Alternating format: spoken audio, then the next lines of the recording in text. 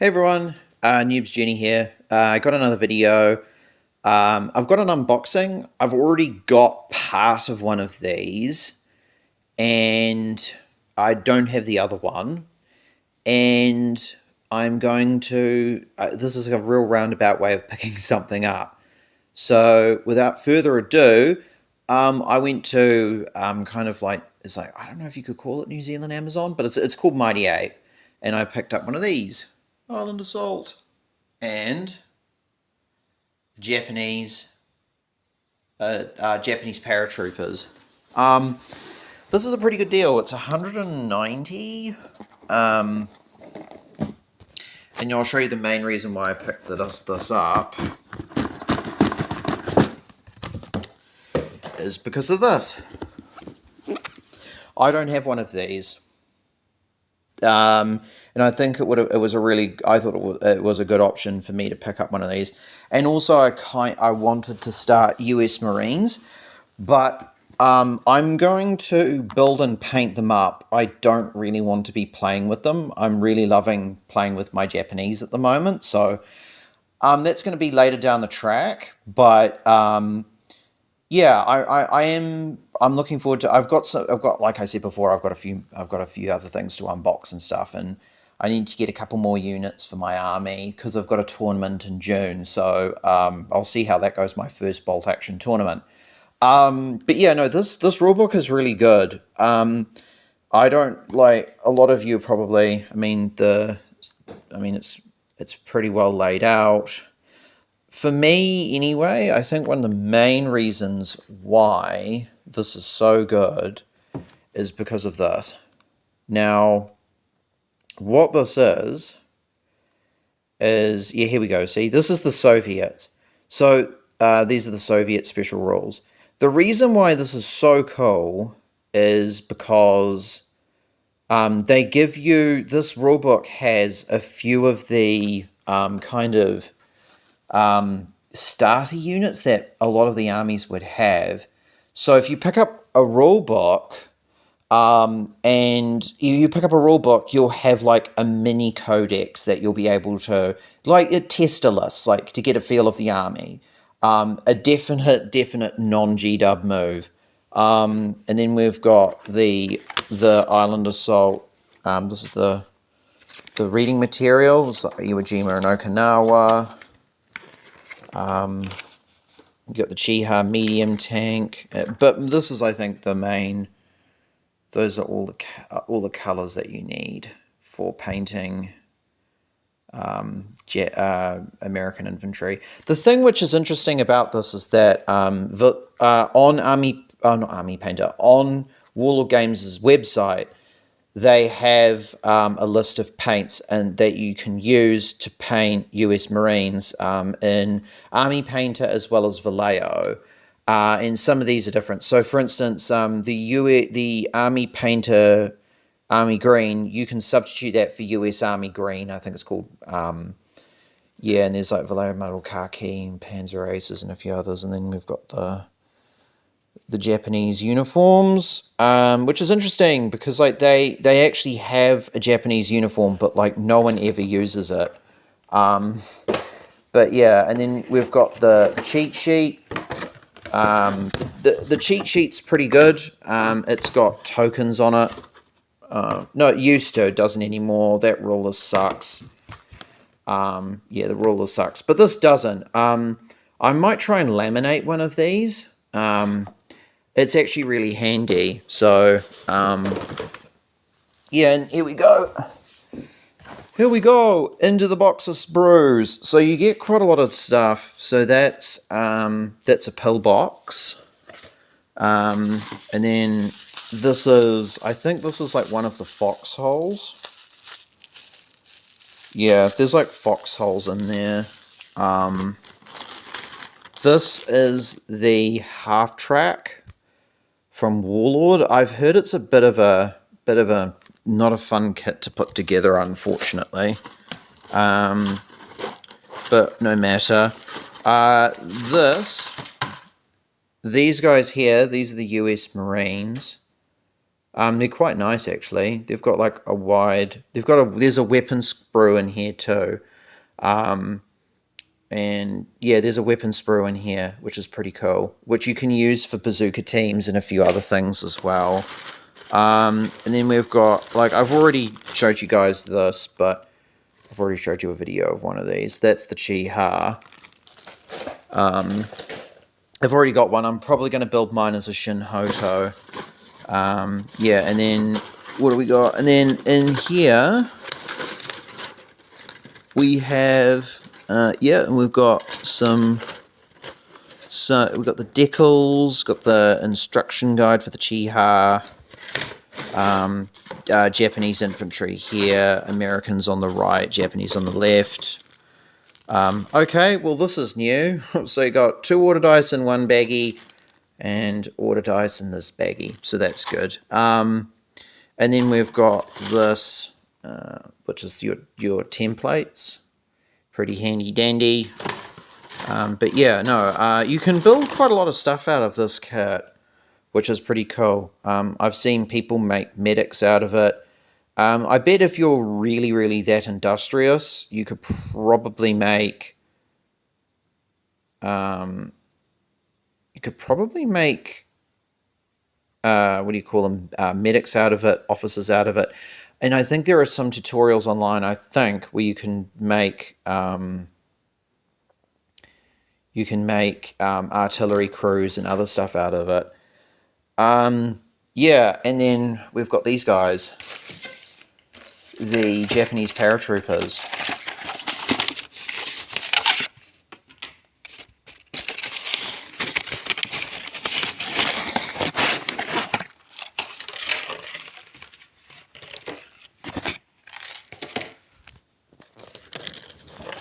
Oh, here we go.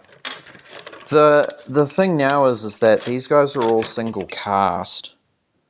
So, yeah, unfortunately the detail isn't coming out on these guys too well. Yeah. I don't know, I can't get my phone to focus. Oh yeah, maybe that's about as well as we can do. They don't seem to have that much, they don't seem to require that much building. So you just have to glue them into the bases, I suppose. Yeah, so yes, the Japanese did use paratroopers. They did. And there's like, this is what they look like. Phone. Come on. I can't get a focus. Nope. Sorry, guys. Yeah, no, the Japanese did use them. Not as kind of like the same vein as the Germans. The Japanese did use them, but they weren't widely used. I think they were mostly used in China, and then after a while they didn't really need to be used that much extensively in China. In the Pacific, they were involved heavily in Indonesia, it says on the box, and also my own reading and stuff. They were heavily involved in Indonesia, and the Japanese kind of had their equivalent of Crete, where they successfully captured this Indonesian town, and the problem is that they just got cut to pieces by the Dutch, who at the time controlled Indonesia. So, yeah, they were effective, but they weren't as nearly as effective as, they could have been. Well, they were effective, but they just didn't really airdrop troops. The thing as well, which is interesting, is that these guys, I think at a certain point, were predominantly used in ground attack forces. And the Americans, and this is one of those weird things that people don't really go into, is that like people kind of treat the Pacific as the Marines' war. And it is true, a lot of the fighting in the Pacific was the Marines, but also a lot of fighting in the Pacific was with the US infantry. The infantry did play the US Army. The US Army played a pretty big role. the there were paratrooper units in the Pacific for the Americans. They don't really get a lot of. There's not really a lot of talk about it because, like, when most people think of paratroopers, they immediately go like Band of Brothers, Bastogne, and all that other stuff, and D-Day. But no, the Americans did have paratroopers in the Pacific. Again, they didn't use them extensively. I think just basically because like it's jungle and it's not like you can just get a whole bunch of paratroopers and just drop them into the middle of nowhere and then well they've got to cut themselves down and stuff. I think the British. I don't know if the British used paratroopers in the Pacific. They might have. I think it wouldn't surprise me if Chindit units used paratroopers. But yeah, I don't think a lot of Americans, I don't think the British really use, like, the D-Day paratroopers. Maybe they did, maybe they didn't. Maybe I have to do a little bit of digging about that. But yeah, I think this is a good kit. I think that the rulebook is definitely worth it.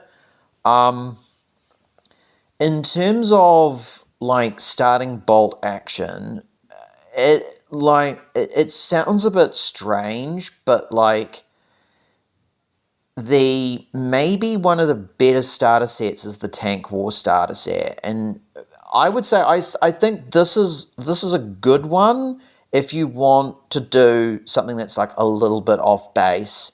Like, like I don't think there's anything wrong with the Japanese or the Americans at that matter, but I think that a lot of people kind of go like when it comes to the Americans, they go, well, not the Americans, but with World War Two, it's particularly with these starter sets, it's either like Germans versus Americans or the Japanese versus Americans. And I think in terms of sheer flexibility, Tank War is probably the most flexible of all of them. The reason being is because that Sherman kit, it comes with 3 Shermans and 2 Panthers. And I believe that Sherman kit can be converted to Russian. So you can have 3 Sherman tanks that are Russian.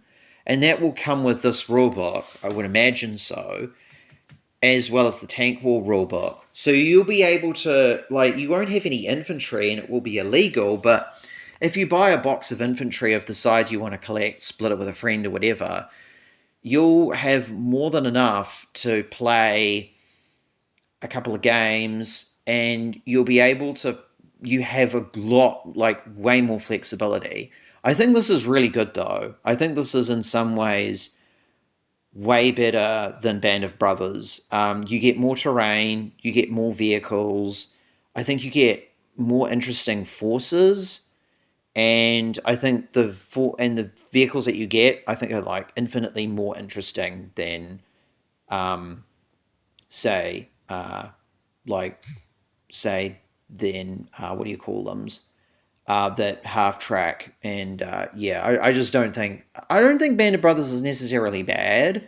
It's just I think this has way more stuff in it, and I think this is a really cool deal. So if it were me and I was starting again, or for someone who's interested in watching, I would say this and Tank War probably like all right places to start. I Yeah, it sounds a bit strange, but like I think you're kind of, if you're interested in the, or even the British, like you, I think the British did use that particular tank that was in that set. So it's, you can basically have 3 armies in one. If like, and I think that most people that will be like, oh well, like, rivet counters will say like you're running the wrong Sherman. But I mean, 3 armies versus the one German army, I think is like relatively good. Like that's a huge portion of the Allied nations in one set. That's pretty good. So it's really up to you. Yeah. The other thing as well, I'm kind of finalizing the things to put into my list. And I've lined up a 3D printer to do some of the vehicles because a lot of the Japanese vehicles don't have models for them. And I'm going to be running the Type 92 tankette, I think, definitely in my list. The Japanese have got lots of different types of tankettes. And tankettes are they're not particularly threatening. But one of the things that they're really good at is they are relatively well armored. They're not going to take a tank shot, but they can. They'll be able to take a tank shot. They won't be able to take, direct fire from like a stug or anything bigger or anything big and scary. But what they are really good at is they'll be they the sheer amount of shots that they can do with their machine guns. The Type 92 has 8 machine gun shots, so 5 HMG shots, 3 LMG shots. It's 8 shots.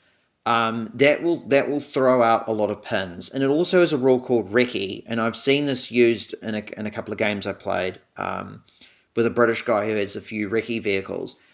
Basically, you can, if you shoot at them, you can like recce them away, which is exactly what you want to be doing. Pardon me, with the Japanese tankettes. They're not built to handle like going toe to toe with a tank. But if you support them with infantry, I reckon they'd be pretty good. Like a lot of the Japanese tanks are a little bit like that. But I definitely think that will be worth it. The other thing that I'm going to get is a tank called the Ho-Ro, which is it's a Chi-Ha with a heavy howitzer put in, and heavy howitzers in bolt action are pretty lethal. They're good at killing tanks and they're good at killing infantry. The issue that the Ho-Ro has is that it's a light tank. No, it's an armored carrier. It's an armored carrier. So if it gets too far forward, it can get wrecked. But what it does have is it's got a very good gun. There are 155 points for a full one, I think, for a regular one, which isn't good. I mean, it's not terrible. It's okay. You can't get them as veteran. They only go up to 155. There weren't too many of them built. There were about 50 or so that were built, and they were predominantly used in the siege of Luzon in the Philippines. And I don't know how effective they were. Most of the Japanese armored stuff didn't really do an awful lot. They didn't really have the numbers to do anything. But I think it would have done quite a bit of damage. It's 100, yeah, so 155 points. It can drop heavy howitzer shots, which are devastating to infantry. And if you hit a tank with a heavy howitzer, not only might it kill the tank, it also will give it a lot of pins. And the thing with bolt action is, what I've learned is pins can be pretty lethal. Definitely, particularly on like, sorry, particularly on factions that don't have access to morale denial as good as the Japanese do. So the thing is that if you're dropping lots of these shots, not only will it kill lots of infantry, it will pin tanks, scare tanks, and if you're running against, say, the Germans or the Americans, they will have to spend a lot more on their tanks than you do. I think most people in those positions, pardon me again, will be running their army, they'll be running their tanks as regulars or inexperienced, I would imagine. Mostly regulars. So to keep their costs, to keep the points right down, because like a stug, I think a stug stugs are pretty pricey. I think you can have a look in here actually. Yeah, those are all Japanese. This is all Japanese stuff. So where are we? Great Britain. Yeah, I wouldn't mind getting a Greyhound at some point, eh? Here we go. Oh, So we got tank destroyers. So here we go. We're getting into the Panthers. So, okay, so here we go. So we've got the... Oh, that's bright. Here we go. Panther. Panzer 4. Here we go. Panzer 4. I unfortunately can't get it to focus.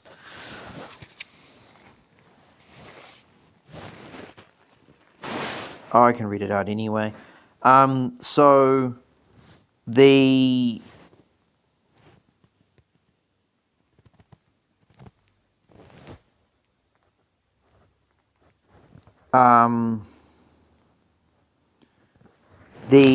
Panzer 4, so 235 for a Panzer 4 and 282 for a veteran, which is 282 for a veteran tank. That's a lot. 282 points. And if you're playing a 1,000-point tournament, that's a third of your army invested in one tank. You're not going to see that. So that player who's playing the Panzer IV is going to be running that tank as probably a regular, which I think is not too much. It's still an investment. I think that's a stug. Panzer IV 235. That's a lot.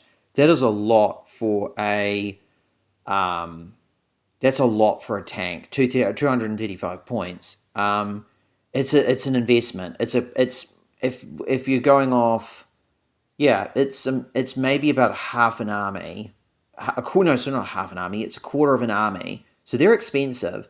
I can run a Shinhoto Chiha for 186 for a veteran one. That's cheap. That's real cheap. I can run a Chiha for 162 points for a veteran one. And I learned something about them. They're not terrible, but I think the Shinhoto Chiha is probably better. That howitzer can't do anything against tanks. Not much anyway. I went up against a Tetrarch, which is like a little tank that can be dropped out of a plane, and that thing went toe to toe with my Chiha. My Chiha didn't really do too much to it. It really didn't. The light howitzer does absolutely nothing. I think I did kill it, but it was crap. The other thing that I also learned is that air flight observers are about 90 points for a veteran one, and they are not worth it. You need to roll really well on the table. It's very hit and miss. And if you don't make your roll, like if you make your roll and your plane gets shot down, that is it. That plane is not coming back. So you've spent 90 points on this guy that basically does nothing. And I was incredibly disappointed by that. But yeah, Shinhoto Chihas are really good. If you're playing or learning or you're getting into playing the Japanese, it's a very cheap, very reasonable tank that if you position it well, it will survive, and it's got a decent anti-tank gun, and it will be able to cause a bit of mayhem. The same goes for the Hargo. The Hargo ain't great. It's a little armored carrier with a dinky gun that can do a bit of damage. It can drop a couple of pins on, say, a Panzer IV. And that's kind of where you want it. It's 108 taking on like a 200-point tank. It's a mismatched duel, but the Hargo will hang in there surprisingly well. Definitely. If your opponent rolls really well, that thing's probably gone. But again, what the Japanese are really good at is good positioning, having something big and scary hide in there, because not big and scary, something that might pack a little bit of wallop, hide, position it well. It can cause your opponent quite quite a bit of menace, cause them a lot of issues. And the Hargo, I think, is definitely king of that. The other thing about the Japanese is after playing a couple of games, their morale mechanics are really good. I enjoy that. You don't have to worry about like your units suffering under pins. In fact, like you're kind of better off just like kind of using your banzai instead, like to move your guys into better positions, and then lose pin tokens. Um, that's a really effective way to shuffle around Japanese infantry. That's what I learned. Yeah, and uh, I definitely, and also bamboo spears. Bamboo spears don't seem like much. They really don't, but they're an infantry unit that is difficult to pin, and also if you start wounding them, they don't. If you start wounding them and killing them, they're not like Soviet conscripts that will just be like, all right, we're out of here when they take a couple of pins, fail a rally or two. They are going to stay in the fight. They'll stay until one man dies because they've got a rule called fanatics, which translates to in the rules, if all but one die, they then when they get to the last man, then they have to roll their morale check. Because they don't run. They will stay to the bitter end. And I think a full unit of them is 75 points. 75 points, you can spend even more points on them to give them anti-tank grenades and make them be able to assault tanks. Um, yeah, I don't know if that's a good idea or a bad idea, but I do know that it is an idea.